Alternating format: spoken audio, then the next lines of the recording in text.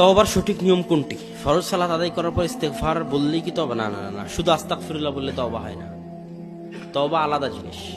তওবার কয়েকটা শর্ত আছে। আস্তাগফিরুল্লাহ আল্লাযী লা ইলাহা ইল্লা হুয়াল হাইয়ুল কাইয়্যুম তো সবসময় বলবে, এর জন্য আল্লাহ সাগীরা গুনাহ মাফ করতে থাকবে।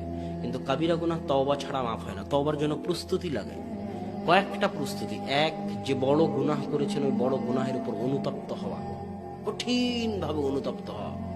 আপনি অনুতপ্তই হননি, এমনি বলতেছেন আস্তাগফিরুল্লাহ, এটা তওবা হলো না। ওই গুনাহের উপর, বড় গুনাহের উপর আপনি কঠিন ভাবে অনুতপ্ত হবেন। দুই, মনে মনে সংকল্প করবেন এই গুনাহ আর কোনোদিন করবো না। বাবা, একবার ভুলবশত হয়ে গেছে গেছে, আর জীবনে কোনোদিন যেন এই বড় গুনাহ সংঘটিত না হয়।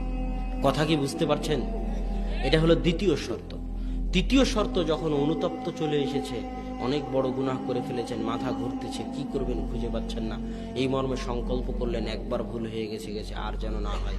এবার লাস্টে হচ্ছে 2 রাকাত সালাত আদায় করে শুধু ওই গুনাহ থেকে তওবা করার জন্য রাতের অন্ধকারে শেষ ভাগে 2 রাকাত সালাত আদায় করে আল্লাহর দরবারে হাত উঠিয়ে কান্নাকাটি করে মাফ চান।